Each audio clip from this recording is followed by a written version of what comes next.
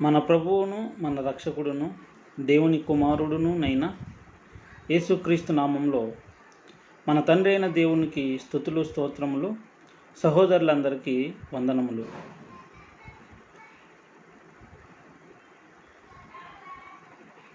మనము నేర్చుకునబోయే అంశము దేవుడు త్రిత్వమా, ఏకత్వమా లేదా అనేకత్వమా?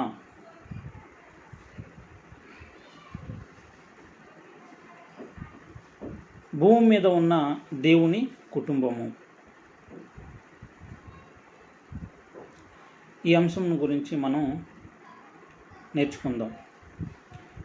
దేవుడు త్రిత్వమా, ఏకత్వమా, అనేకత్వమా అనే ప్రశ్నకు సమాధానము, అలాగే భూమి మీద ఉన్న దేవుని కుటుంబం ఏది అనేటువంటి విషయాన్ని మనం పరిశీలన చేద్దాం.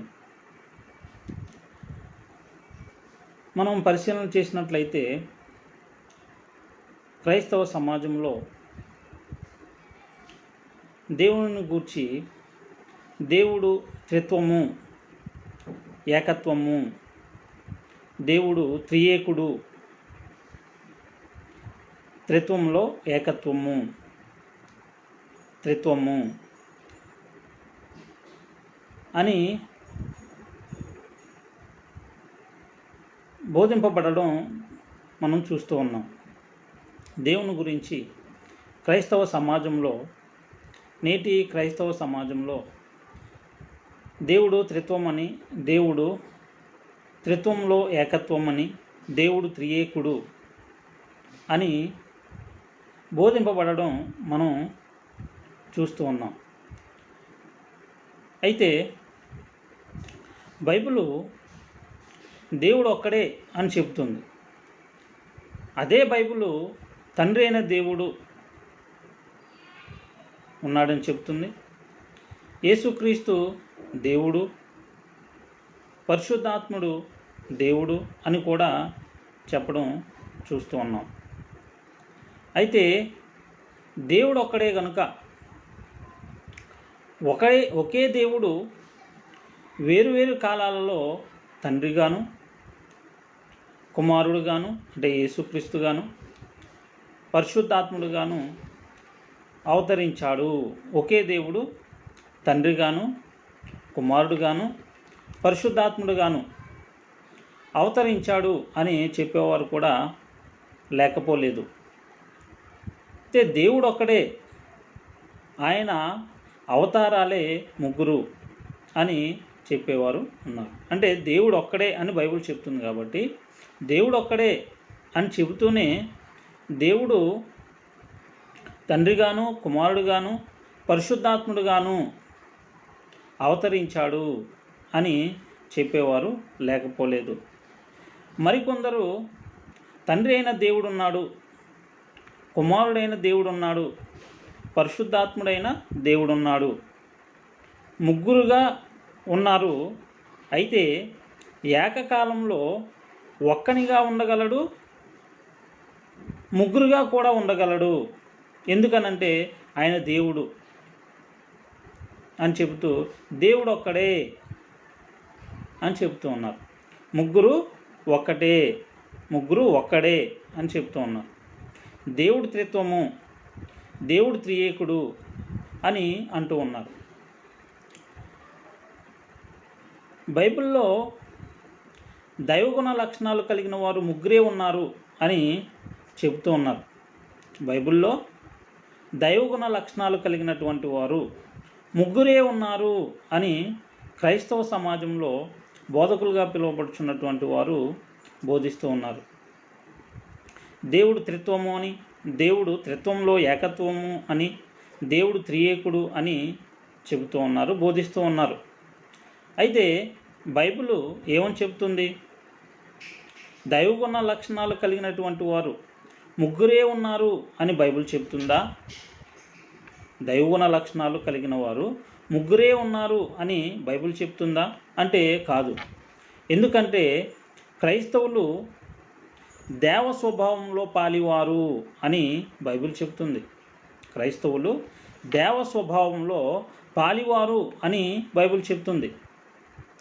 మరి దేవుడు త్రిత్వంలో ఏకత్వము, దేవుడు త్రియేకుడు అని చెప్పేవారు క్రైస్తవులు దేవ స్వభావంలో పాలివారు అని చదువుతూ ఉన్నారు, బోధిస్తూ ఉన్నారు.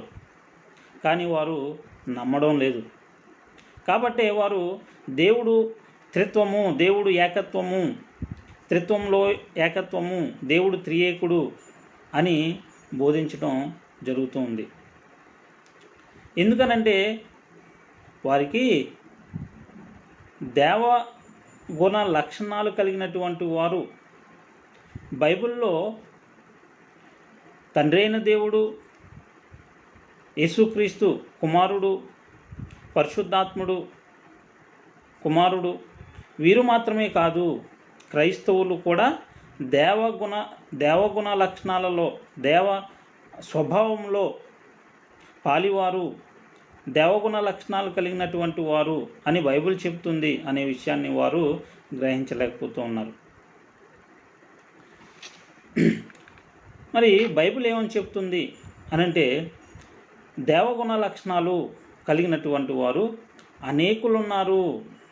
క్రైస్తవులు కూడా దేవ స్వభావంలో పాలివారు అని బైబిల్ చెప్తుంది. మనం పరిశీలన చేద్దాం. దేవుడు త్రిత్వమా, ఏకత్వమా లేదా అనేకత్వమా? బైబిల్ ఏమని చెప్తుంది అనే విషయాన్ని మనం పరిశీలన చేద్దాం. యోహాను సువార్త 1వ అధ్యాయము 12-13 వచనాలలో మనం చూసినట్లయితే ఇక్కడ దేవుని పిల్లలగుటకు ఆయన అధికారం అనుగ్రహించెను, వారు దేవుని వలన పుట్టిన వారే అనేటువంటి మాటలు మనం చూస్తూ ఉన్నాం. 12వ వచనంలో తన్ను ఎందరు అంగీకరించిరో వారందరికీ, అనగా తన నామమందు విశ్వాసముంచిన వారికి. ఎవరైనా అనంటే యేసుక్రీస్తును ఎందరు అంగీకరించిరో వారందరికీ, అనగా తన నామమందు విశ్వాసముంచిన వారికి దేవుని పిల్లలగుటకు ఆయన అధికారము అనుగ్రహించెను. వారు దేవుని వలన పుట్టిన వారే కానీ రక్తము వలనైనను, శరీరేచ్ఛ వలనైనను, మనుషేచ్ఛ వలనైనను పుట్టినవారు కారు అనేటువంటి ఈ వచన భాగాలలో మనం చూసినట్లయితే దేవుని పిల్లలు అనే మాట మనం చూస్తూ ఉన్నాం. దేవుని పిల్లలు అగుటకు ఆయన అధికారం అనుగ్రహించాను అంటున్నాడు. దేవుని పిల్లలు అనే మాట మనం చూస్తూ ఉన్నాము. దేవుని వలన పుట్టినవారు అనే మాటను కూడా మనం చూస్తూ ఉన్నాం. దేవుని వలన పుట్టినవారు, దేవుని పిల్లలు అనే మాటను మనం చూస్తూ ఉన్నాం. అలానే మరి దేవుని వాక్యము ఎందరికి వచ్చినో వారు దైవములు అని కూడా బైబిల్ చెప్తుంది. కీర్తనల గ్రంథంలో 82వ కీర్తన 6వ వచనంలో మీరందరూ సర్వోన్నతుని కుమారులనియు నేనే సెలవిచ్చి ఉన్నాను అనే మాట మనం చూస్తూ ఉన్నాం. ఏమని ఇక్కడ రాయబడినటువంటి మాటను చూసినట్లయితే సర్వోన్నతుని కుమారులు, మీరు దైవములనియు, మీరందరూ సర్వోన్నతుని కుమారులనియు నేనే సెలవిచ్చి ఉన్నాను అనే మాటను చూస్తూ ఉన్నాం. అంటే ఇక్కడ మనం చూసినట్లయితే దైవములు అనే మాటను చూస్తూ ఉన్నాం. సర్వోన్నతుని కుమారులు, దేవుని కుమారులు ఎవరట అంటే దైవములు అని బైబిల్ చెప్తుంది. దైవములు అని బైబిల్ చెప్తుంది. మరి దేవ స్వభావం కలిగినటువంటి వారు బైబిల్లో ఎంతమంది ఉన్నారు అని మనం పరిశీలన చేసినట్లయితే క్రైస్తవుల గురించి అంటే వాక్యము మూలముగా, దేవుని వాక్యము మూలముగా, సత్యవాక్యము మూలముగా కనబడినటువంటి వారు, శాశ్వతమగు జీవము గల దేవుని వాక్యము అక్షయ బీజము నుండి పుట్టింపబడినటువంటి వారు, మరి పునర్జన్మ సంబంధమైన స్నానము అనగా బాప్తిస్మము పొందినటువంటి వారు, క్రొత్త జన్మను పొంది దేవుని సంఘములో, క్రీస్తు సంఘములో చేర్చబడినటువంటి వారు, పరలోక రాజ్యములో చేర్చబడినటువంటి వారు ఎవరు అనంటే క్రైస్తవులు. ఆ క్రైస్తవుల గురించి బైబిల్ ఏం చెప్తుంది అని అంటే దేవ స్వభావంలో పాలివారు అని చెప్తుంది. దేవ స్వభావంలో పాలివారు అని చెప్తుంది. పేతురు రాసినటువంటి పత్రిక 2వ పత్రిక 1వ అధ్యాయము 4వ వచనాన్ని మనం చూసినట్లయితే, ఆ మహిమ గుణాతిశయములను బట్టి ఆయన మనకు అమూల్యములను అత్యధికములనునైన వాగ్దానములను అనుగ్రహించి ఉన్నాడు. దురాశను అనుసరించుట వలన లోకమందున్న భ్రష్టత్వమును ఈ వాగ్దానముల మూలముగా మీరు తప్పించుకుని దేవ స్వభావమునందు పాలివారగునట్లు వాటిని అనుగ్రహించెను అని వ్రాయబడి ఉంది. అంటే వాగ్దానములు అనుగ్రహింపబడ్డాయి. ఎందుకు ఈ వాగ్దానములు ఎందుకు అనుగ్రహింపబడ్డాయి అని మనం పరిశీలన చేసినట్లయితే ఇక్కడ వాక్యం చెబుతుంది, దేవ స్వభావమునందు పాలివారగుటకు అని వ్రాయబడింది. దేవ స్వభావమందు పాలివారమగుటకు, దేవ స్వభావంలో పాలివారం అవడానికి గాను ఈ వాగ్దానములు మనకు అనుగ్రహింపబడ్డాయి అని వాక్యం చెబుతుంది. ఎందుకు అనంటే ఇక్కడ మనం పరిశీలన చేసినట్లయితే దురాశను అనుసరించుట వలన లోకమందున్న భ్రష్టత్వమును అంటున్నాడు.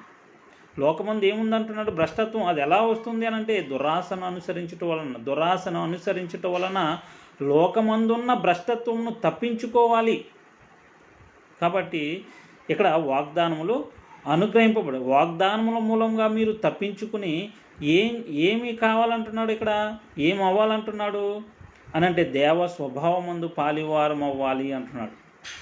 దేవ స్వభావంలో పాలివారు ఎవరు అనంటే క్రైస్తవులు అనేటువంటి విషయాన్ని ఇక్కడ బైబిల్ చెబుతుంది. అలానే మనం పరిశీలన చేసినట్లయితే క్రైస్తవులు ఎవరు అనంటే మరి దేవుని పోలికగా సృష్టింపబడినటువంటి నవీన స్వభావంను ధరించుకున్నటువంటి వారు అనే విషయాన్ని కూడా చెప్తుంది. దేవుని పోలికగా సృష్టింపబడిన నవీన స్వభావమును ధరించుకున్నటువంటి వారు. మరి దేవుడు మరి మొట్టమొదటిగా చూసినట్లయితే ఆదాము హవ్వలను మరి నిర్మించాడు, కలుగజేశాడు. అప్పుడు వారిని ఎలా మరి సృష్టించాడు అని మనం పరిశీలన చేసినట్లయితే దేవుడు అంటూ ఉన్నాడు, మన పోలిక చొప్పున మన స్వరూపమందు నరులను చేద్దాము అనే మాటను మనం చూస్తూ ఉన్నాం. అంటే ఇక్కడ దేవుని పోలిక చొప్పున దేవుని స్వరూపమందు సృజింపబడినటువంటి వాడే మొట్టమొదటి నరుడు. కాబట్టి ఆదామును గురించి రాయబడినటువంటి మాట ఆదాము దేవుని కుమారుడు అనే మాట మనం చూస్తున్నాం. ఆదాము దేవుని కుమారుడు. ఎందుకు అని అంటే ఇక్కడ ఆదాము సృష్టింపబడినటువంటిది ఎవరి స్వరూపమందు, ఎవరి పోలిక చొప్పున అని అంటే మరి దేవుని పోలిక చొప్పున దేవుని స్వరూపమందు మరి ఆదాము సృష్టింపబడ్డాడు. కాబట్టి ఆదాము దేవుని కుమారుడు అని వ్రాయబడి ఉంది. దేవుని కుమారుడుగా ఉన్నాడు, దేవుని ఇంటివాడుగా ఉన్నాడు, మరి దేవుని మహిమకు వారసుడుగా ఉన్నాడు. దేవుని స్వరూపమందు దేవుని పోలిక చొప్పున నిర్మింపబడినటువంటి వాడే, సృజింపబడినటువంటి వాడే మరి ఆదాము. మరి మనం పరిశీలన చేసినట్లయితే ఇక్కడ ఆదాము శరీరం కలిగి ఉన్నాడు, ఆత్మను కలిగి ఉన్నాడు. మరి దేవుని స్వరూపమందు దేవుని పోలిక చొప్పున సృజింపబడినటువంటి మరి ఆదామును పరిశీలన చేసినట్లయితే శరీరమును గురించా లేకుంటే ఆత్మను గురించా, ఇక్కడ దేవుని స్వరూపమందు దేవుని పోలిక చొప్పున సృజింపబడ్డాడు నరుడు అనేటువంటి విషయాన్ని మనం పరిశీలన చేసినట్లయితే ఆత్మను గురించి అనే విషయాన్ని గ్రహించాలి. ఆదాము కలిగి ఉన్నటువంటి ఆత్మను గురించి ఇక్కడ దేవుని స్వరూపమందు దేవుని పోలిక చొప్పున నిర్మింపబడ్డాడు, సృజింపబడ్డాడు అని వ్రాయబడినటువంటి మాట. మరి మనం పరిశీలన చేసినట్లయితే ఇక్కడ దేవుని పోలికగా సృష్టింపబడినటువంటి నవీన స్వభావంను ధరించుకొనిన వాడు ఎవరు అనంటే మరి క్రీస్తులోనికి బాప్తిస్మము పొంది క్రీస్తును ధరించుకొనినటువంటి వాడే దేవుని పోలికగా సృష్టింపబడినటువంటి నవీన స్వభావంను ధరించుకున్నటువంటి వాడు అనే విషయాన్ని మనం గ్రహించాలి. ఎఫెసీయులకు రాసినటువంటి పత్రిక 4వ అధ్యాయము 24వ వచనంలో నీతియు యథార్థమైన భక్తియు గలవారై దేవుని పోలికగా సృష్టింపబడిన నవీన స్వభావమును ధరించుకునవలెను అనే మాటను మనం చూస్తూ ఉన్నాం. మరి క్రైస్తవులు దేనిని ధరించుకున్నటువంటి వారు అనంటే దేవుని పోలికగా సృష్టింపబడినటువంటి నవీన స్వభావమును ధరించుకున్నటువంటి వారు. మరి ఆదాము పాపము చేయక మునుపు ఎటువంటి స్థితిని కలిగి ఉన్నాడో అటువంటి స్థితిలోనికి మార్చబడినటువంటి వాడే క్రైస్తవుడు. ఆదాము పాపము చేయక మునుపు మరి దేవుని కుమారుడుగా ఉన్నాడు, దేవుని ఆధీనంలో ఉన్నాడు, తేజోవాసులైన పరిశుద్ధుల స్వాస్థ్యంలో పాలివాడుగా ఉన్నాడు, దేవుని వారసుడుగా ఉన్నాడు. మరి అయితే ఇక్కడ పాపము చేసిన తరువాత దేవుని నుండి ఎడబాటు పొందాడు. దేవుని కుమారత్వాన్ని పోగొట్టుకున్నాడు. తేజోవాసులైన పరిశుద్ధుల స్వాస్థ్యంలో పాలును కోల్పోయాడు. మరి ఇక్కడ మనం పరిశీలన చేసినట్లయితే పాపము చేయక మునుపు ఆదాము ఎట్టి స్థితిలో ఉన్నాడో అటువంటి స్థితిని ఇక్కడ క్రైస్తవుడు కలిగి ఉంటూ ఉన్నాడు. కాబట్టి ఇక్కడ మనం పరిశీలన చేసినట్లయితే నీతియు యథార్థమైన భక్తియు గలవారై దేవుని పోలికగా సృష్టింపబడిన నవీన స్వభావంను ధరించుకొనవలెను అని చెప్తుంది వాక్యం. ఎవరిని గురించి అనంటే క్రైస్తవుల గురించి. కాబట్టి ఇక్కడ క్రైస్తవులు దేవుని పోలికగా సృష్టింపబడినటువంటి నవీన స్వభావమును ధరించుకున్నటువంటి వారు అనే విషయాన్ని గ్రహించాలి. మరి క్రైస్తవ సమాజంలో దేవుడు ఒక్కడే, అంటే దేవుడు త్రిత్వము, దేవుడు ఏకత్వము, దేవుడు త్రియేకుడు అని ఎందుకు బోధింపబడుతూ ఉన్నాడు? ఎందుకు మరి బోధకులు ఆ విధంగా బోధిస్తూ ఉన్నారు అనంటే మనం పరిశీలన చేసి గ్రహించాలి. ఎందుకనంటే ఇక్కడ వాక్యం చెబుతుంది ఆత్మ సంబంధమైన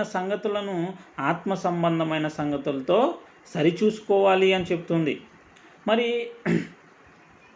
ఈ బైబిల్లో రాయబడినటువంటి సంగతులు ఎవరికి అర్థము కావు, ఎవరు వివేచించలేరు అని వాక్యం చెబుతుంది అనంటే ప్రకృతి సంబంధి అయిన మనుష్యుడు దేవుని ఆత్మ విషయములను అంగీకరింపడు అని వాక్యం చెబుతుంది.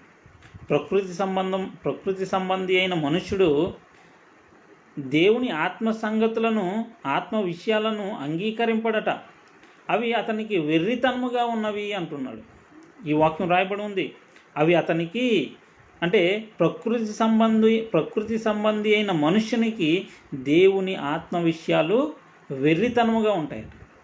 అవి ఆత్మానుభవము చేతనే వివేచింపదగును అంటున్నాడు. ఏ విధంగా మనం ఆ సంగతులను వివేచింపగలము అని అంటే ఆత్మానుభవము చేతనే అని వ్రాయబడి ఉంది. ఆత్మ సంబంధమైన సంగతులను ఆత్మ సంబంధమైన సంగతులతో సరిచూసుకోవాలి అనే విషయాన్ని కూడా ఇక్కడ చెబుతోంది. ప్రకృతి సంబంధమైనటువంటి విషయాలతో ఆత్మ సంబంధమైనటువంటి సంగతులను సరిచూడకూడదు. ఇక్కడ కొరింథీయులకు రాసినటువంటి మొదటి పత్రిక 2వ అధ్యాయంలో 13-14 వచనాలను మనం పరిశీలన చేసినట్లయితే మనుష్య జ్ఞానము నేర్పు మాటలతో కాక ఆత్మ సంబంధమైన సంగతులతో సరిచూచుచు ఆత్మ నేర్పు మాటలతో వీటిని గూర్చియే మేము బోధించుచున్నాము అంటున్నాడు. ప్రకృతి సంబంధి అయిన మనుష్యుడు దేవుని ఆత్మ విషయములను అంగీకరింపడు. అవి అతనికి వెర్రితనముగా ఉన్నవి. అవి ఆత్మానుభవము చేతనే వివేచింపదగును అంటున్నాడు. గనుక అతడు వాటిని గ్రహింపజాలడు.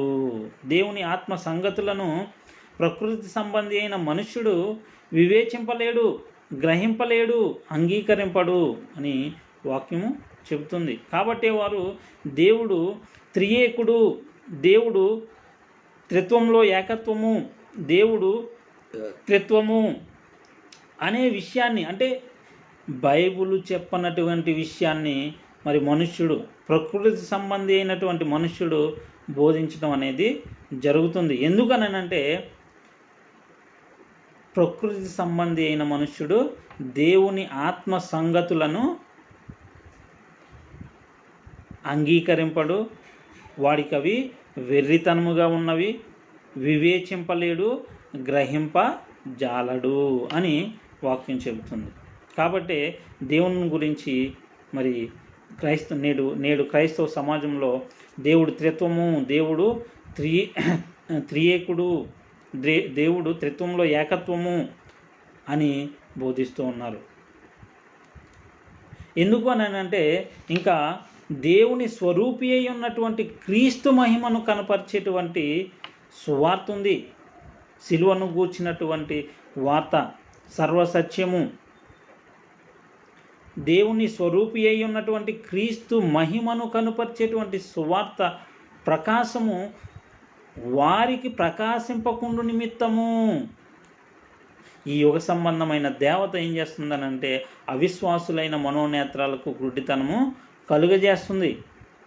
కాబట్టి బైబిల్ చెప్పనటువంటి సంగతిని ప్రకృతి సంబంధమైన విషయాలతో పోల్చుతూ దేవుడు త్రిత్వము, దేవుడు ఏకత్వము, దేవుడు త్రియేకుడు అని బోధించడం అనేది మరి జరుగుతుంది. కొరింథీయులకు రాసినటువంటి 2వ పత్రిక 4వ అధ్యాయం 4వ వచనంలో దేవుని స్వరూపి అయి ఉన్న క్రీస్తు మహిమను కనుపరుచు సువార్త ప్రకాశము వారికి ప్రకాశింపకుండు నిమిత్తము ఈ యుగ సంబంధమైన దేవత అవిశ్వాసులైన వారి మనోనేత్రములకు గుడ్డితనము కలుగజేసెను అని వ్రాయబడి ఉంది. మరి క్రీస్తు మహిమను కనుపరిచేది ఏంటి అనంటే సువార్త. ఆ సువార్త ప్రకాశము ఎవరికి ప్రకాశింపకుండగా ఈ యుగ సంబంధమైనటువంటి దేవత అపవాది సాతాను ఏం చేస్తున్నాడంటే మనోనేత్రాలకి గుడ్డితనము కలుగజేస్తూ ఉన్నాడు. మరి బైబిల్ ఏమని చెప్తుంది? దేవస్వభావంలో పాలివారు ఎంతమంది ఉన్నారని బైబిల్ చెప్తుంది అనంటే ఇక్కడ అనేకులు అని చెప్తుంది. దేవుడు త్రిత్వమా, ఏకత్వమా, అనేకత్వమా అంటే అనేకత్వము అని చెప్తుంది. దేవుని కుమారులు, సర్వోన్నతుని కుమారులు, దైవములు అని బైబిల్ చెప్తుంది. దేవుడున్నాడు, దేవుని కుమారులు ఉన్నారు. యేసుక్రీస్తు దేవుని కుమారుడు. మరి క్రైస్తవులను గూర్చి ఏమని రాయబడి ఉంది అంటే దేవుని కుమారులు అని రాయబడి ఉంది. క్రీస్తు తోడి వారసులు, దేవుని వారసులు అని రాయబడి ఉంది. దేవుని ఆత్మ చేత ఎందరు నడిపింపబడుదురో వారందరూ దేవుని కుమారులు అని వాక్యం చెబుతుంది. దేవుని కుమారులు అని చెప్తుంది. రోమీయులకు రాసినటువంటి పత్రిక 8వ అధ్యాయము 14వ వచనంలో దేవుని ఆత్మ చేత ఎందరు నడిపింపబడుదురో వారందరూ దేవుని కుమారులై ఉందురు అని చెప్తుంది. దేవుని వాక్యము చేత నడిపింపబడేటువంటి వారు ఎంతమందో వారందరూ దేవుని కుమారులు, దేవుని వాక్యము చేత నడిపింపబడువారు దేవుని కుమారులు అని వాక్యం చెబుతుంది. మరి దేవుని కుమారుని యందు విశ్వాసముంచువారు ఎవరు అనంటే దేవుని కుమారులు, దేవుని చేత పుట్టింపబడినటువంటి వారు.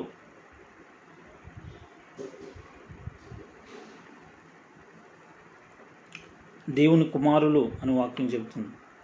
గలతీయులకు రాసినటువంటి పత్రిక 3వ అధ్యాయం 26వ వచనంలో యేసు క్రీస్తునందు మీరందరూ విశ్వాసము వలన దేవుని కుమారులై ఉందురు అనే వాక్యం చెబుతుంది. మనం దేవుని పిల్లలమని చెప్తుంది, దేవుని కుమారులు అని చెప్తుంది.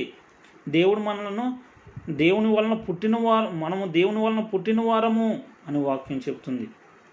దేవుడు మనల్ని కన్నాడు అని వాక్యం చెప్తుంది. యేసుక్రీస్తునందు మీరందరూ విశ్వాసము వలన దేవుని కుమారులై ఉన్నారు అని చెప్తుంది. క్రైస్తవులు సత్యవాక్యము వలన కనబడినటువంటి వారు, పునర్జన్మ సంబంధమైన స్నానము అనగా బాప్తిస్మము, యేసుక్రీస్తుని మరణంలోనూ పునరుద్ధానంలోనూ పాలివారు, వీరు దేవుని కుమారులు అని వాక్యం చెప్తుంది. మరి కుమారులు అనంటే ఎవరని బైబిల్ చెప్తుంది అంటే వారసులు, దేవుని వారసులు అని చెప్తుంది. దేవుని వారసులు క్రైస్తవులు, దేవుని వారసులు అని వాక్యం చెప్తుంది. గలతీయులకు రాసిన పత్రిక 4వ అధ్యాయంలో 6-7 వచనాలు మనం పరిశీలన చేసినట్లయితే, మరియు మీరు కుమారులై ఉన్నందున నాయన తండ్రి అని మొరపెట్టు తన కుమారుని ఆత్మను దేవుడు మన హృదయములలోనికి పంపెను. కాబట్టి నీవిక దాసుడవు కావు, కుమారుడవైతే దేవుని ద్వారా వారసుడవు అని రాయబడింది. దేవుని వారసుడవు, దేవుని కుమారుడవు, మీరు కుమారులై ఉన్నారు, మీరు దేవుని వలన పుట్టినవారు అని వాక్యం చెబుతుంది. మరి మనం పిల్లలమైతే ఎవరము అనంటే వారసులము, అనగా దేవుని వారసులము, క్రీస్తుతోడి వారసులము. రోమీయులకు రాసినటువంటి పత్రికలో 8వ అధ్యాయంలో 16-17 వచనాలను మనం పరిశీలన చేసినట్లయితే, మనము దేవుని పిల్లలమని ఆత్మ తానే మన ఆత్మతో కూడా సాక్ష్యమిచ్చుచున్నాడు.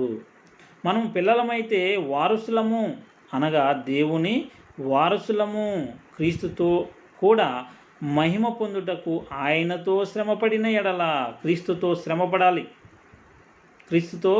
శ్రమపడాలి, అప్పుడు క్రీస్తుతోడి వారసులం అవుతాం.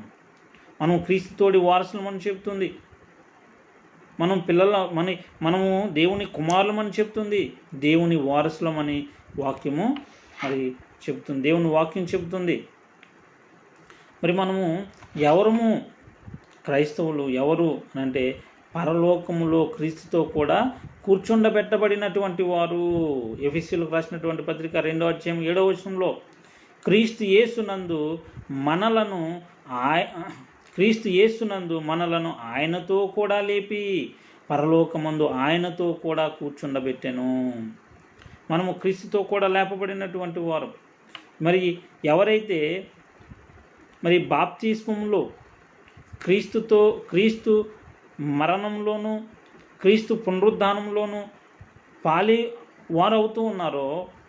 పాలు పొందుతూ ఉన్నారో, మొదటి పునరుద్ధానంలో పాలివారు అవుతూ ఉన్నారో, వారు క్రీస్తుతో కూడా లేపబడినటువంటి వారు, పరలోకమందు క్రీస్తుతో కూడా కూర్చుండబెట్టబడినటువంటి వారు, దేవుని కుమారులు, దేవుని వారసులు.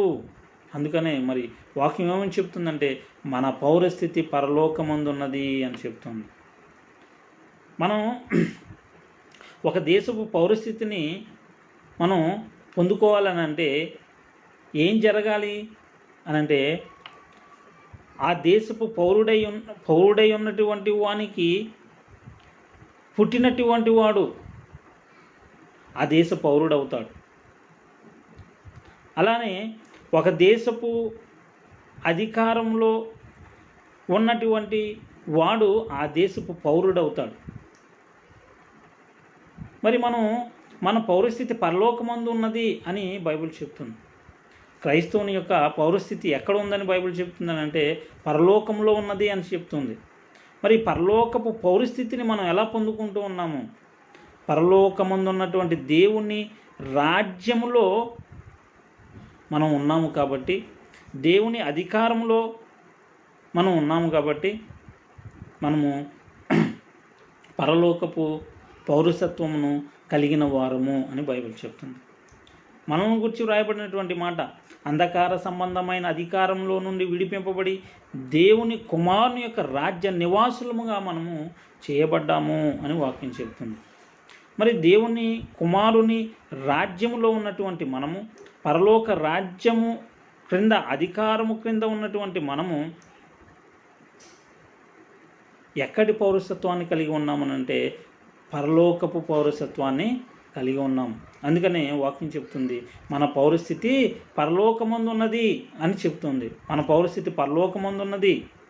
మనము పరలోకమందు ఉన్నటువంటి దేవుని కుమారులము, మనము పరలోకమందు ఉన్నటువంటి దేవుని వారసులము అని వాక్యం చెప్తుంది. అందుకనే వాక్యం ఏమని చెప్తుందంటే క్రీస్తునందు మిమ్మును తన నిత్య మహిమకు పిలుచుచున్న సర్వకృపానిధియగు దేవుడు అని దేవుని గురించి రాయబడింది.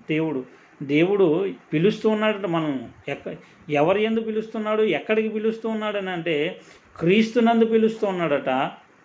తన నిత్య మహిమకు పిలుస్తూ ఉన్నాడు. తన నిత్య మహిమకు, తనకు వారసులముగా, తనకు కుమారులముగా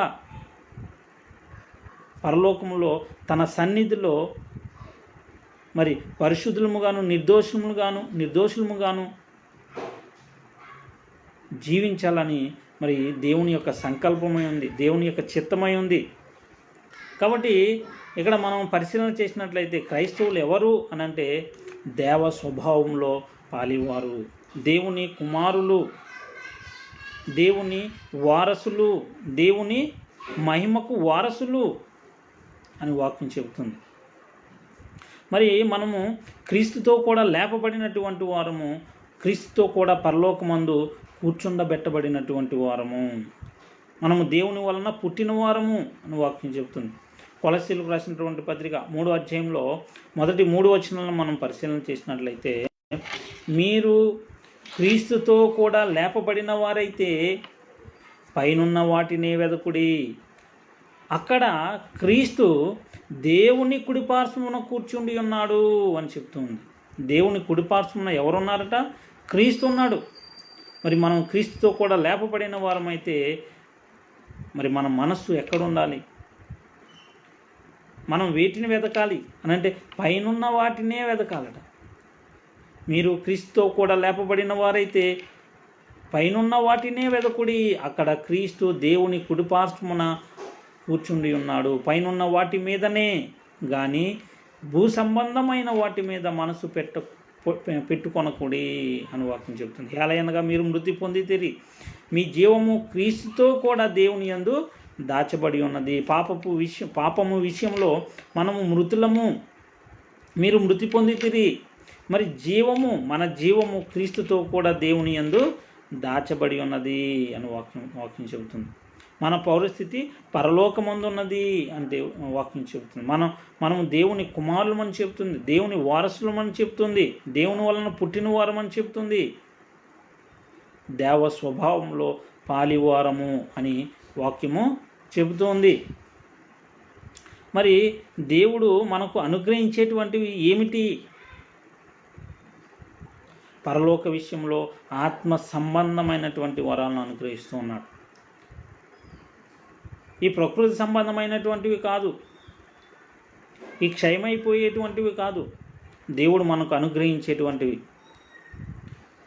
మరి కొరింథీయులకు రాసినటువంటి పత్రిక, మొదటి పత్రిక 2వ అధ్యాయం 9వ వచనంలో, ఇందును గూర్చి దేవుడు తన్ను ప్రేమించు వారి కొరకు ఏమి సిద్ధపరిచెనో అవి కంటికి కనబడలేదు, చెవికి వినబడలేదు.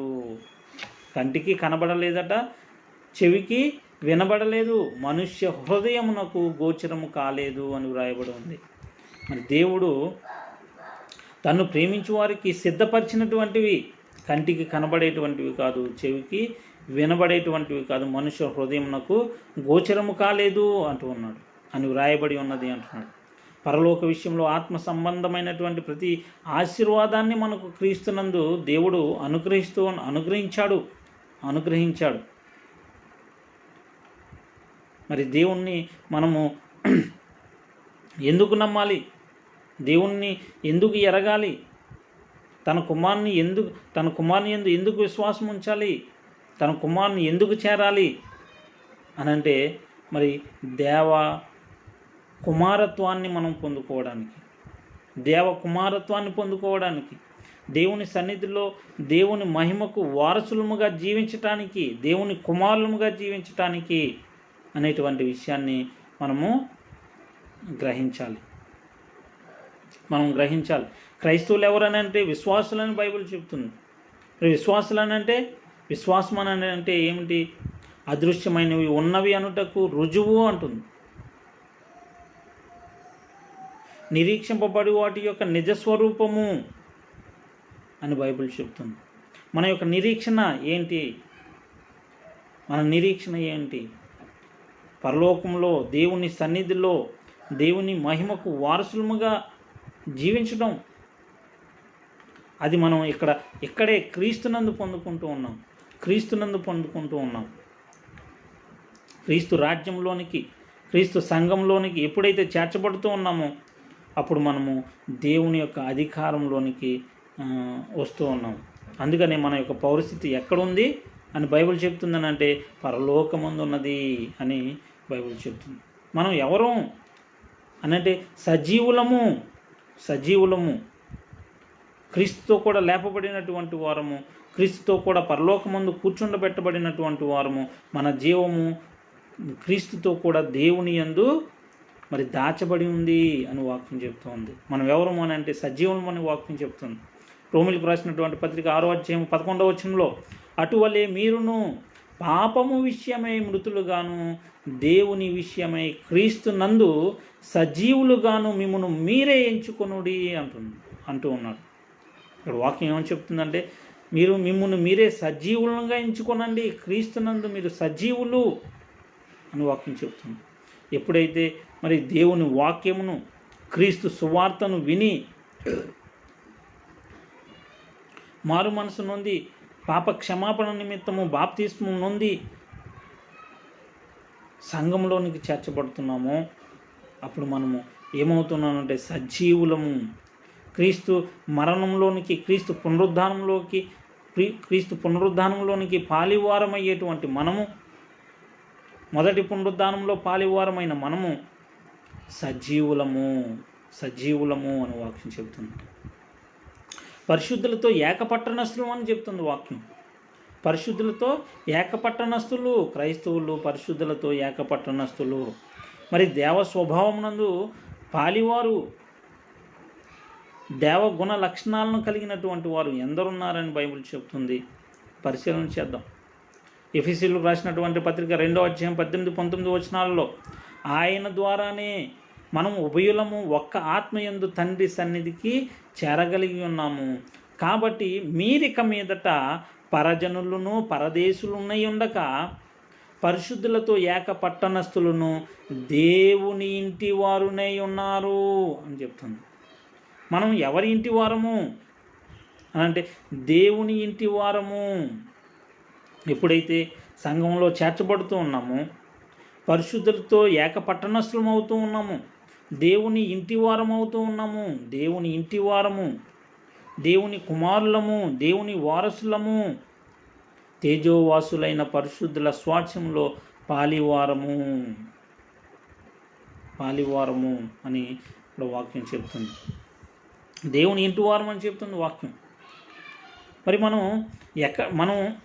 మనం ఎక్కడున్నటువంటి మనము ఎవరి కుటుంబంలో సభ్యులము అని వాక్యం చెబుతుంది. మనం ఎవరి కుటుంబంలో సభ్యులము? దేవుని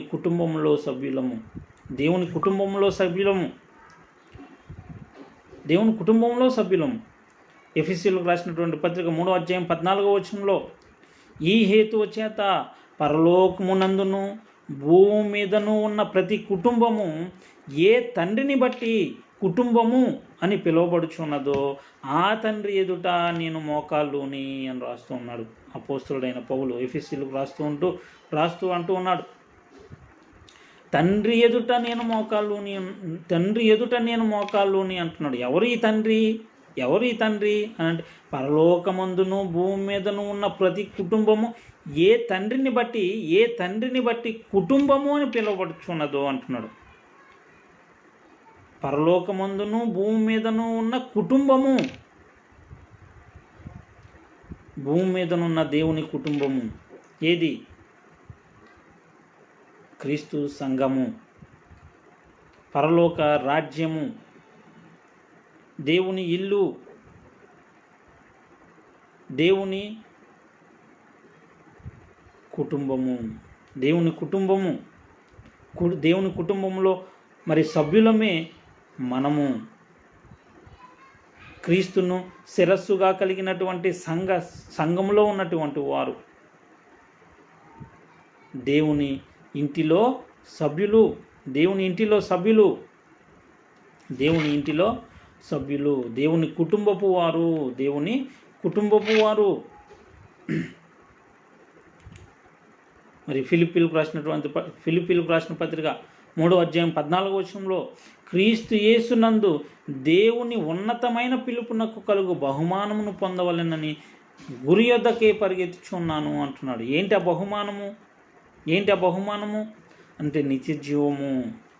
దేవుని సన్నిధిలో దేవునితో సదాకాలము జీవించేటువంటి మహా గొప్ప భాగ్యము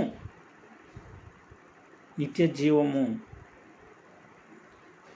అలాగనే మరి బైబిల్ ఏమని చెప్తుంది, క్రైస్తవులు ఎవరని చెప్తుంది అంటే పేతురు రాసినటువంటి 2వ పత్రిక 1వ అధ్యాయం 4వ వచనంలో మనం చదువుకున్నాము. మరలా చూద్దాం. ఆ మహిమ గుణాతిశయములను బట్టి ఆయన మనకు అమూల్యములను అత్యధికములనైన వాగ్దానములను మనల్ని పిలుస్తూ ఉన్నాడు. దేవుడు మనల్ని పిలుస్తూ ఉన్నాడు. క్రీస్తునందు మనల్ని పిలుస్తూ ఉన్నాడు. దేవుని ఉన్నతమైన పిలుపుకు కలిగేటువంటి బహుమానము దేవ స్వభావంలో పాలివారవడం. ఇక్కడ ఆ మహిమ గుణాతిశయములను బట్టి ఆయన మనకు అమూల్యములను అత్యధికములునైన వాగ్దానములను అనుగ్రహించి ఉన్నాడు. దురాశను అనుసరించటం వలన భూలోకమందున్న భ్రష్టత్వమును, లోకమందున్న భ్రష్టత్వము ఎలా వస్తుంది? ఈ భ్రష్టత్వము అంటే దురాశను అనుసరించటం వలన భూలోకమందున్న దుష్టత్వాన్ని మనం తప్పించుకోవాలి అని చెప్తుంది. దేవ స్వభావమునందు పాలివారం అవ్వాలి. అందుకనే ఈ వాగ్దానములు మనకు అనుగ్రహింపబడి ఉన్నవి అని వాక్యం చెప్తుంది. ఎందుకనంటే వాగ్దానములు ఎందుకు మనకు అనుగ్రహింపబడ్డాయి అనంటే, మొదటిగా లోకమందు ఉన్నటువంటి భ్రష్టత్వాన్ని తప్పించుకోవడానికి, దేవ స్వభావం నందు పాలివారం అవడానికి. దేవ స్వభావమందు పాలివారు క్రైస్తవులు. దేవుని పోలికగా సృష్టింపబడినటువంటి నవీన స్వభావమును ధరించుకున్నటువంటి వారు క్రైస్తవులు. ఆదాము పాపము చేయక మునుపు దేవుని స్వరూపంలోనూ దేవుని పోలిక చొప్పున మరి సృజింపబడినటువంటి ఆదాము దేవుని కుమారత్వాన్ని కలిగి ఉన్నటువంటి వాడు, దేవుని మహిమను కలిగి ఉన్నటువంటి వాడు, దేవుని కుటుంబంలో సభ్యుడు, దేవుని ఇంటివాడు. అటువంటి స్వభావంలో దేవుని పోలికగా సృష్టింపబడిన నవీన స్వభావంలో మరి పాలివారు, ఆ నవీన స్వభావంను ధరించుకున్నటువంటి వారే క్రైస్తవులు అని వాక్యం చెబుతుంది. ఎఫెసీయులకు రాసినటువంటి పత్రిక 4వ అధ్యాయంలో 22, 23, 24 వచనాలను, కావున మునుపటి ప్రవర్తన విషయంలోనైతే లోకమును అనుసరించి నడుచుకున్నాము. ఇదివరకు ఒకప్పుడు మోసకరమైన దురాశ వలన చెడిపోవు మీ ప్రాచీన స్వభావము మోసకరమైన దురాశల వలన చెడిపోయినటువంటిది. దానిని వదులుకొని మీ చిత్త వృత్తి యందు నూతన పరచబడిన వారై మనసు మారుట వలన, నూతన పరచబడుట వలన రూపాంతరం చెందుతూ ఉన్నాం. నీతియు యథార్థమైన భక్తియు గలవారై దేవుని పోలికగా సృష్టింపబడిన నవీన స్వభావమును ధరించుకొనవలెను అని చెప్తుంది.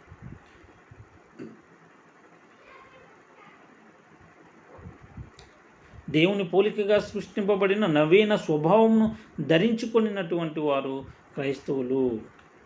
క్రీస్తు స్వరూపము కలిగి ఉన్నటువంటి వారు. గలతీయులకు రాసినటువంటి పత్రిక 4వ అధ్యాయం 19వ వచనంలో, నా పిల్లలారా, క్రీస్తు స్వరూపము మీ యందు ఏర్పడు వరకు మీ విషయమై మరలా నాకు ప్రసవ వేదన కలుగుచున్నది అంటున్నాడు అపోస్తలుడైన పౌలు గలతీయులకు రాస్తూ.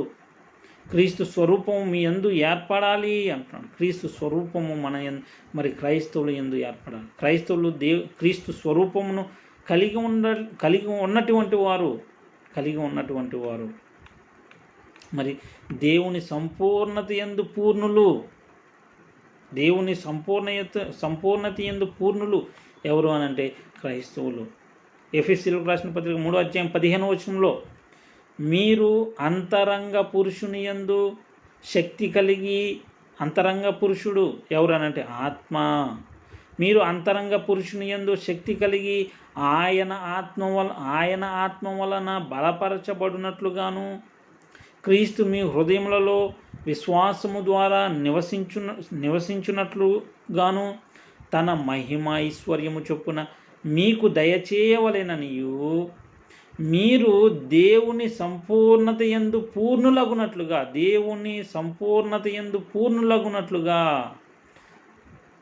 ప్రేమయందు వేరుపారి స్థిరపడి సమస్త పరిశుద్ధులతో కూడా దాని వెడల్పు, పొడుగు, లోతు, ఎత్తు ఎంతో గ్రహించుకొనుటకును, జ్ఞానమునకు మించిన క్రీస్తు ప్రేమను తెలుసుకొనుటకును తగిన శక్తి గలవారు కావాలనని ప్రార్థించుచున్నాను అని రాస్తున్నాడు. ఇక్కడ మనం పరిశీలన చేసినట్లయితే మరి క్రైస్తవులు దేవుని సంపూర్ణత యందు పూర్ణులు. మరి దేవుడు త్రిత్వమా, ఏకత్వమా, అనేకత్వమా అంటే దేవుడు అనేకత్వము అని బైబిల్ చెప్తుంది. బైబిల్ చెప్పనటువంటిది క్రైస్తవ సమాజాలలో బోధింపబడుతుంది. దేవుడు త్రిత్వము అని, దేవుడు ఏకత్వము అని, దేవుడు మరి త్రిత్వంలో ఏకత్వము అని, దేవుడు త్రియేకుడు అని మరి క్రైస్తవ సమాజాలలో బోధింపబడుతూ ఉంది. ఈ బోధింపబడుతూ ఉంది. మరి వాక్యం ఏమని చెప్తుంది అనంటే దేవ స్వభావంలో పాలివారు అనేకులు అని చెప్తుంది. సర్వోన్నతుని కుమారులు, దేవుని కుమారులు, దేవుని వారసులు, దేవుని వలన పుట్టినటువంటి వారు ఉన్నారు అని వాక్యం చెప్తుంది. మరి దేవుని కుటుంబంలో మరి భూమి మీద ఉన్న దేవుని కుటుంబం ఏది? మరి క్రైస్తవులు ఎవరు అని అంటే దేవుని కుటుంబపు వారు, దేవుని ఇంటి వారు, దేవుని కుటుంబంలో సభ్యులు అని వాక్యము చెప్తూ ఉంది. కొరింథీయులకు రాసినటువంటి 2వ పత్రిక 4వ అధ్యాయం 4వ వచనంలో, దేవుని స్వరూపి అయి ఉన్న క్రీస్తు మహిమను కనుపరుచు సువార్త ప్రకాశము వారికి ప్రకాశింపకుండునట్లు ఈ యుగ సంబంధమైన దేవత అవిశ్వాసులైన వారి మనోనేత్రములకు గుడ్డితనము కలుగజేసెను అని వాక్యం చెప్తుంది. మరి క్రీస్తు మహిమను కనుపరిచేటువంటిది ఏమిటి అనంటే సువార్త. ఆ సువార్త ప్రకాశింపకుండునట్లు, ఆ సువార్త ప్రకాశింపకుండగా మరి మనోనేత్రాలకు గుడ్డితనం కలిగజేసేవాడు ఒకడున్నాడు. ఎవడు వాడు అనంటే ఈ యుగ సంబంధమైన దేవత, అపవాది. వాడు దేవుని స్వరూపి అయి ఉన్నటువంటి క్రీస్తు. క్రీస్తు ఎవరు అనంటే దేవుని స్వరూపి అయి ఉన్నటువంటి వాడు. ఆ క్రీస్తు మహిమను కనుపరిచేటువంటిది సువార్త అయితే ఆ సువార్త ప్రకాశింపకుండగా ఈ యుగ సంబంధమైనటువంటి దేవత అవిశ్వాసులైన మనోనేత్రాలకు గుడ్డితనము కలుగజేస్తూ ఉన్నాడు. కాబట్టి నేటి క్రైస్తవ సమాజంలో దేవుడు త్రిత్వంలో ఏకత్వము, దేవుడు త్రియేకుడు అనేటువంటి బోధ మరి ప్రకటింపబడడం మనం చూస్తూ ఉన్నాం. మరి క్రైస్తవులు ఎవరు అనంటే దేవుని వలన పుట్టినటువంటి వారు, సత్యవాక్యము వలన కనబడినటువంటి వారు, శాశ్వతమగు జీవము గల దేవుని వాక్యము మూలముగా అక్షయ బీజము నుండి పుట్టింపబడినటువంటి వారు, పునర్జన్మ సంబంధమైన స్నానము అనగా బాప్తిస్మము, క్రొత్త జన్మ నుండి సంఘములో చేర్చబడినటువంటి వారు. సంఘము అనగా దేవుని ఇల్లు, దేవుని కుటుంబము, పరలోక రాజ్యము. అందుకే క్రైస్తవుల యొక్క పౌరస్థితి ఎక్కడ ఉంది అని వాక్యం చెప్తుందనంటే పరలోకమందు ఉన్నది అని చెప్తుంది. మన పౌరస్థితి పరలోకమందు ఉన్నది అని చెప్తుంది.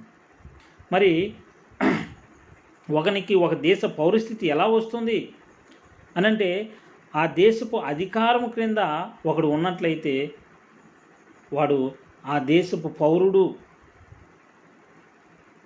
పిలువబడుతూ ఉన్నాడు. ఒక దేశ పౌరసత్వం కలిగిన వానికి పుట్టినటువంటి వారు ఆ దేశ పౌరస్థితిని కలిగి ఉంటారు. మరి ఇక్కడ క్రైస్తవులు ఎక్కడి పౌరస్థితిని కలిగి ఉన్నారు అని అంటే పరలోకపు పౌరస్థితిని కలిగి ఉన్నారు. ఎట్లా, ఏ విధంగా మరి క్రైస్తవులు పరలోకపు పౌరస్థితిని కలిగి ఉన్నారు అని అంటే పరలోక రాజ్యము అంటే దేవుని యొక్క అధికారము క్రింద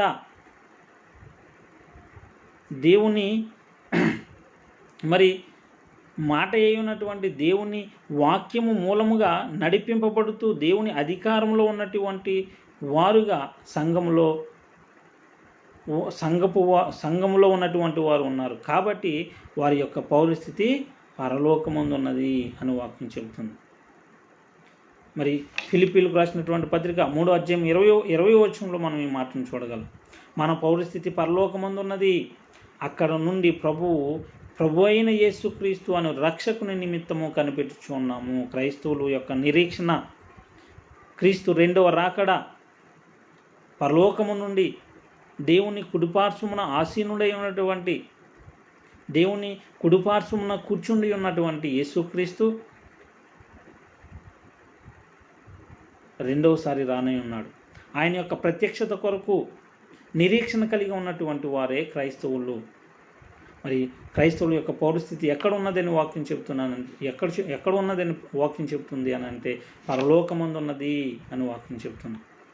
మనం ఎవరము ఈ లోకంలో కొద్ది కాలము మరి జీవించి మరి తండ్రిని చేరుకుని తండ్రితో సదాకాలము జీవించవలసినటువంటి వారము అని వాక్యం చెబుతుంది.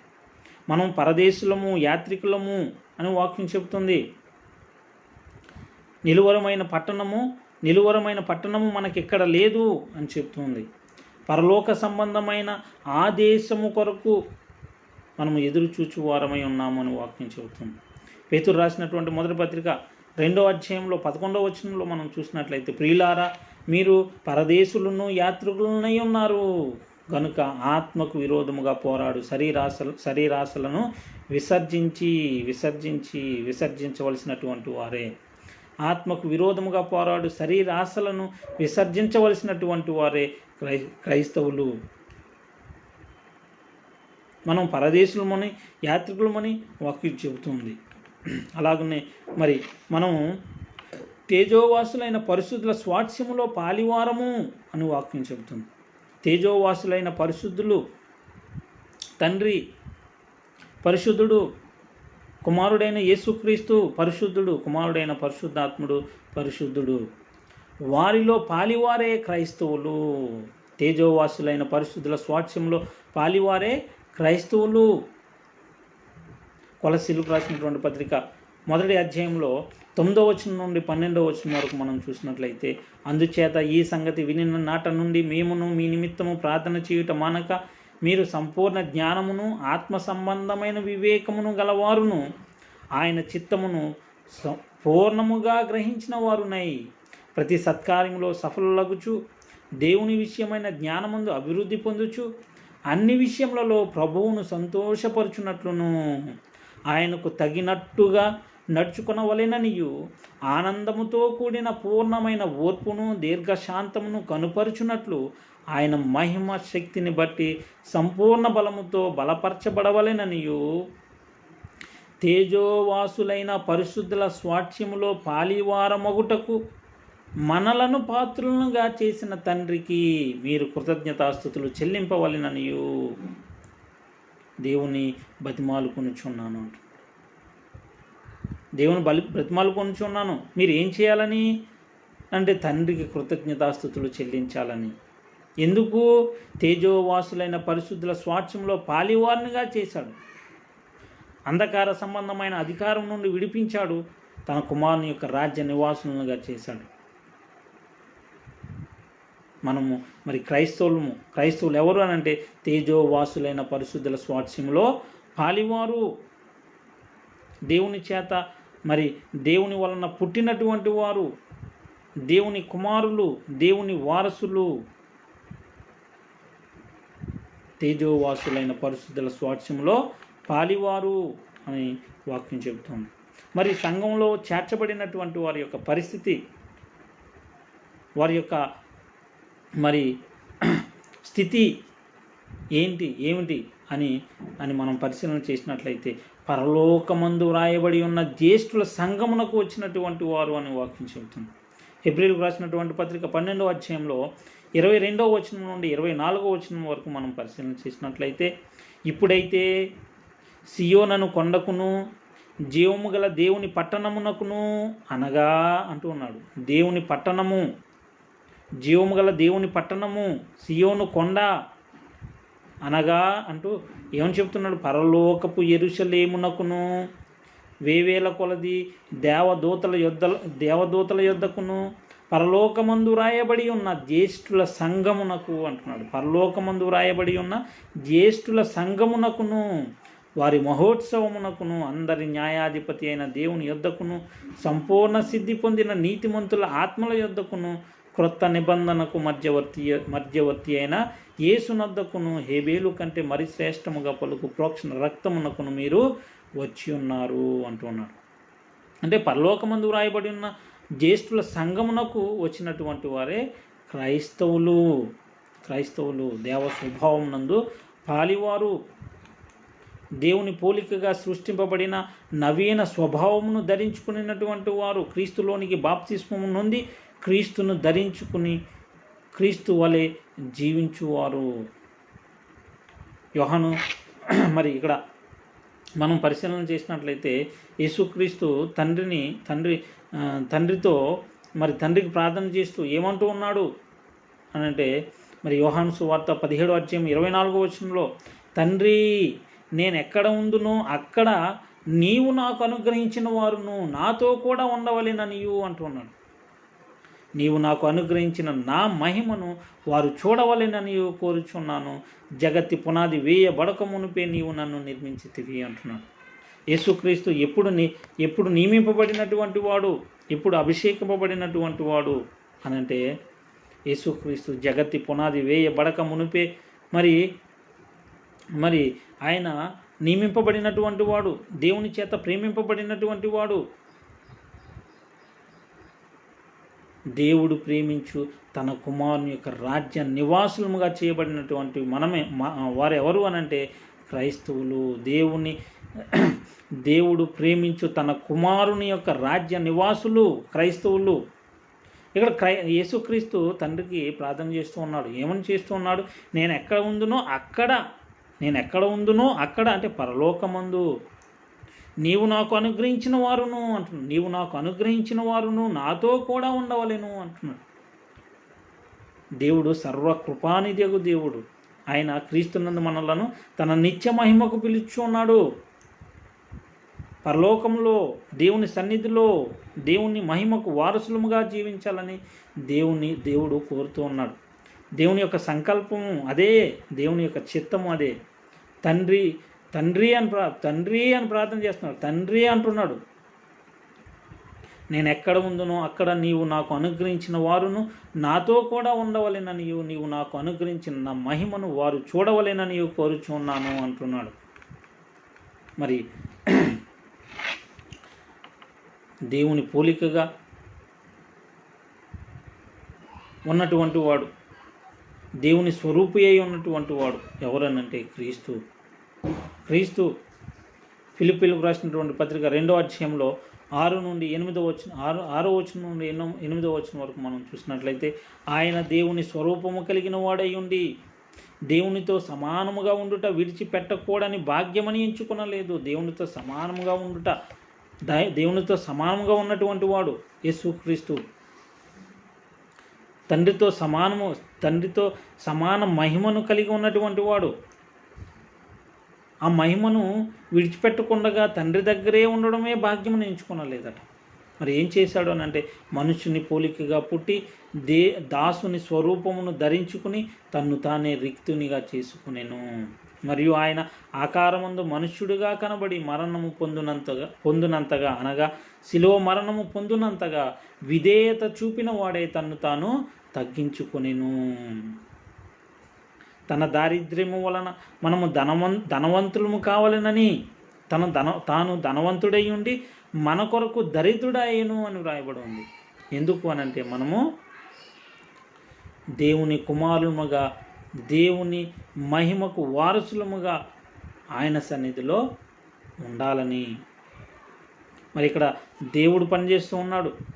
కుమారుడైన యేసుక్రీస్తు ఇప్పుడు ఏం చేస్తూ ఉన్నాడంటే దేవుడు కుడిపార్శ్వమున ఉండి తన ద్వారా దేవుని యొద్దకు చేరు వారి పక్షమున విజ్ఞాపన చేస్తూ ఉన్నాడు. ఆయన యాజకత్వం చేస్తూ ఉన్నాడు. ఆయన పరిపాలన చేస్తూ ఉన్నాడు. ప్రభువుగా ఉన్నాడు. మరి దేవుడు మనల్ని ప్రేమించాడు. కుమారుడు మనల్ని ప్రేమించాడు. పరిశుద్ధాత్ముడు కూడా మనల్ని ప్రేమిస్తూ ఉన్నాడు. దేవుడు మనల్ని ప్రేమించి ఏం చేశాడు అని మనం పరిశీలన చేసినట్లయితే దేవుడు తన సొంత కుమారుని పాప శరీరాకారంతో పంపాడు. ఆయన శరీరమందు పాపానికి శిక్ష విధించాడు. దేవుడు తన కుమారుని శరీరమందు పాపమునకు శిక్ష విధించాడు అని వాక్యం చెప్తుంది. రోమీయులకు రాసిన పత్రిక 8వ అధ్యాయం 4వ వచనంలో దేవుడు తన సొంత కుమారుని పాప శరీరాకారంతో పంపి ఆయన శరీరమందు పాపమునకు శిక్ష విధించెను అని వ్రాయబడి ఉంది. మన అపరాధముల నిమిత్తం అప్పగింపబడినటువంటి వాడు ఎవరు అనంటే యేసుక్రీస్తు, దేవుని కుమారుడు. ఎందుకనంటే మనము ఆ కుమారుని ద్వారా తండ్రిని చేరి తండ్రికి వారసులముగా, దేవునికి మరి ఆ తండ్రికి కుమారులముగా తన సన్నిధిలో ఉండాలని, తన సంకల్పము మన యందు నెరవేర్చబడాలని. రోమీయులకు రాసిన పత్రికలో 4వ అధ్యాయం 25వ వచనంలో ఆయన మన అపరాధముల నిమిత్తము అప్పగింపబడి మనము నీతిమంతులముగా తీర్చబడుటకై లేపబడెను. మన అపరాధముల నిమిత్తము అప్పగింపబడినటువంటి వాడు మనము నీతిమంతులముగా తీర్చబడుటకు గాను లేపబడినటువంటి వాడు. ఎందుకు లేచాడు? పరలోకమును విడిచి దేవునితో సమానముగా ఉన్నటువంటి కుమారుడైన యేసుక్రీస్తు ఎందుకు పరలోకం నుండి ఈ లోకానికి వచ్చాడు అనంటే ఎందుకు ఈ లోకానికి వచ్చాడు? ఎందుకు సిలువ వేయబడ్డాడు?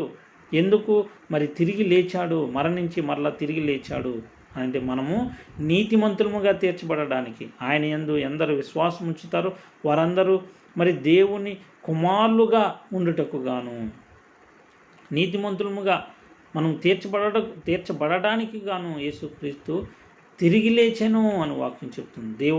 దేవుడు క్రీస్తుని లేపాడు. తన శక్తి వలన మనలను కూడా లేపుతాడు. ఇదే క్రైస్తవుల యొక్క విశ్వాసం.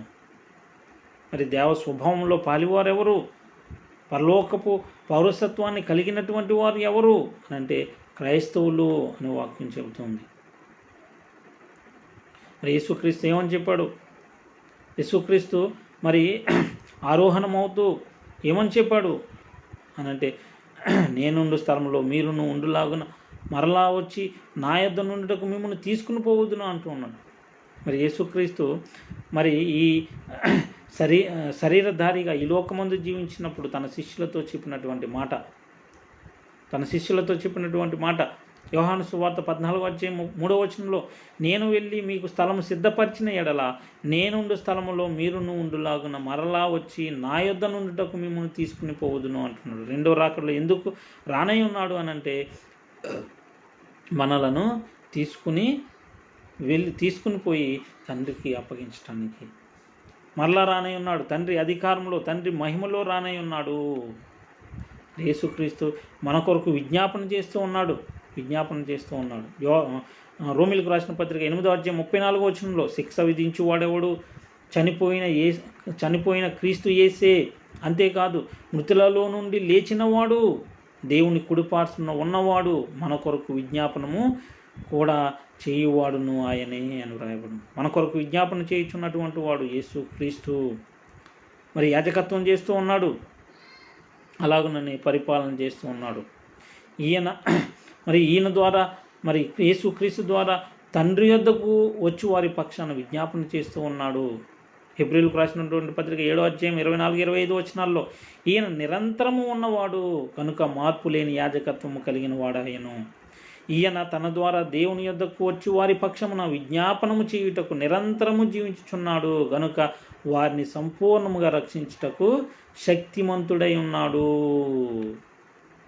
తన ద్వారా దేవుని యొద్దకు వచ్చి వారిని రక్షించుటకు, సంపూర్ణముగా రక్షించుటకు శక్తిమంతుడు యేసుక్రీస్తు. మరి మనం పరిశీలన చేయాలి.